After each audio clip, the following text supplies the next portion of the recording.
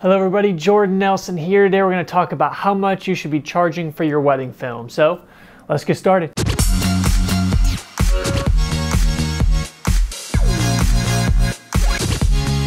Alright, so as you probably already know, there is no one right way to price your wedding films. So I'm just going to give you my personal example of what I did, some principles to go by, and then a mock example that will hopefully help you in thinking about how to do this. So for my personal example, I'm from Central Illinois, so this is not a massive market and it is not a very expensive market. So these prices might blow your mind if you're from somewhere like New York City. So just keep that in mind when you're looking at all these numbers. Alright, so for my example, the first 3 weddings I did for free because I booked them all around the same time and they were all for family and friends. So I just wanted to get my portfolio started and I did them all for free. And then my next 2 weddings, I charged $600. So then after my first 5 weddings, I created 3 separate packages, with the most popular one being around $1,200, and now I'm at $1,300. I could probably charge more, but one thing that I always have on my mind is that my wife and I could not afford a wedding video.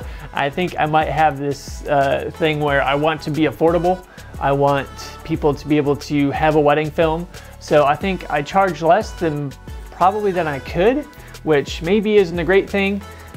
Particularly for my business, but I'm not going full-time with this. This is more of a side hustle for me. So if you are wanting to go full-time in something like this, or you really do want to make some good money, if you're making high quality stuff, you can probably keep upping the prices as you continue to improve. But you're going to want to test the market that you work in. So we'll talk about that in a little bit. So that most popular package there, it's $1,300, is an extended highlight film along with raw footage. So I would send raw footage of the ceremony, speeches, and first dances, and then whatever else they would like. The smallest package I have, I'm charging $400 right now. It's just an edited ceremony. So I'll get 2 camera coverage of the ceremony and then just edit that together. So that's $400.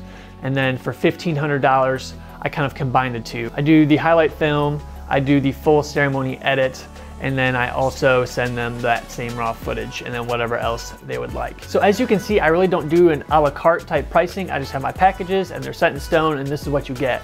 Now I am flexible to customize as well, but that's kind of on a case-by-case basis. Like if someone might want something in between the ceremony and the highlight film, maybe they just want the crux of the day. So just the ceremony and the reception, just a little highlight of that. I can work with them on that on pricing. And what I tell the couple too is that I don't have an hour limit.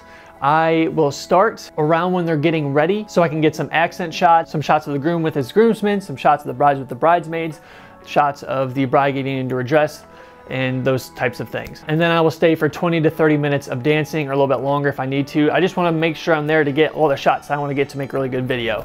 I don't want to have to squeeze it into 8 hours or 10 hours or something like that. If you've never done a wedding film before, your first one should most likely be free unless you have a ton of video experience. I did my first 3 free, but I don't think you need to do that. I think the first one could be free, but then you have something to go off of. You could charge a little bit more. So once you get that first free one, you're gonna wanna start to test your market and see where you're gonna land. So how does one test the market? So you wanna check out what your competition is charging and what they're offering at those prices. So you wanna make sure that you know what's in the package that they are selling the customer at that price. Don't just look at the prices, but look at what's included as well. So you'd want to charge less than somebody who's got 4 shooters and will do all day, and you only have 1 shooter and only do 8 hours or something like that. Now, depending on where you live, there can be so many videography companies, but you just kind of want to get a feel of what people are charging in your area. So this mock example that I'm about to go through, it's not going to be that realistic because there's only a handful that I'm going to go through and kind of show you where you might want to place yourself within that. But it's just the principle of just kind of gauging what your competition looks like wherever you are. And this mock example will only include what people are charging for a highlight film. I'm not going to talk about right now if they're going to include raw footage or any other stuff. So just a highlight film, 6 to 10 minutes, whatever, it's all the same. We're going to keep it even right now just for the sake of the example. So let's say company A charges $800 for a highlight film. They offer 1 shooter, 1 camera. It's not the greatest quality in the world, and they don't have any audio of like the speeches or vows or anything like that. It's just a music video, and they offer 8 hours of coverage. Company B charges $1,200 for a highlight film with 1 shooter, 1 camera. It's a music video only, no speaking audio, and it's pretty good but not great quality, and they do 10 hours of coverage. Company C charges $1,500 for a highlight film, 1 shooter, 1 camera. They do audio of the speeches within the highlight video and audio of the vows as well. And it's a pretty high quality video, and they will stay all day long, as much as they need to stay there to get all the shots that they need. Company D charges $2,000 for a highlight film. 2 shooters, 2 cameras, super high quality with audio, and they will stay there for 10 hours. And Company E charges $2,500 for a highlight film, 2 shooters, 2 cameras, super high quality video along with great audio, and they'll stay all day long. So some other variables to consider are the length of the video. Are you doing more of an extended highlight video and your competition's doing like a 3 to 5 minute video? Are there any other add-ins like raw footage or full ceremony edit, things like that? So within all those different companies, where would you place yourself? How do you measure up? And I know there are only 5 examples here, so you're not just gonna be like, oh, I can put myself right there because this is where I land. And there's gonna be a lot more for you to look at. But you're gonna wanna gauge what your competition's doing so you can kind of place yourself at what's appropriate. So in this example, just kind of gauge what you offer relative to your competition. How many hours you shoot, how many cameras you're shooting with, how many shooters you have, what you are providing the couple, and then match that up as much as you can with your competition, and then you can kind of find your niche pricing. So let's say in this example, you are a solo shooter,